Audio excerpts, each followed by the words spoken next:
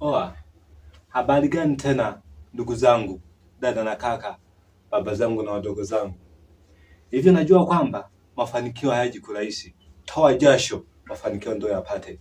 Uwezo ukapata mafanikio eti kwa kuwa rafiki tajiri. Na mwanzo nilisema uwezo ukapata mafanikio kwa kumwiga eti niwe na rafiki tajiri. Zaidi ya hapo, huyo anakupotosha, hakupi ushauri wowote, hakupi wala njia ya kutafuta.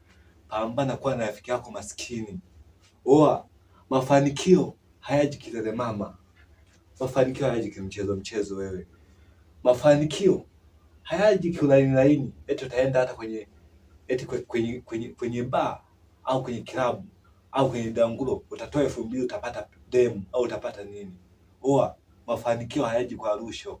Ingekuwa ni rusho, mimi mwenyewe hapa ningekuwa bosi. Maana ningetoa rusho hata kitu chochote. Ningetoa rusho hata mguu wangu ningekata. Oa, kama naongea uongo, unaweza kaweka tu comment hapo kwamba blaza au mdogo wetu au dogo unaongea uongo hapo. Nakwambia hapa duniani cha kwanza cha kuheshimu, mheshimu baba na mama. Hao wengine ni kuacha tu hivyo hivyo. Mheshimu baba na mama, afu cha pili kwenye mafanikio, mheshimu mke wako. Mheshimu mke wako, kelele nyumbani kata. Maana kelele huwa zileti mafanikio.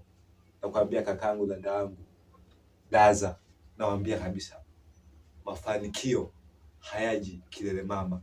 Uwezi ukawa na rafiki eti huyu rafiki mtajiri atatufundisha njia za kupata uongo zaidi ya kutumiwa.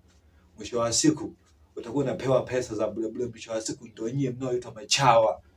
Pambaneni wenyewe, hata ukipata 2500 hiyo ya kwako. Full stop.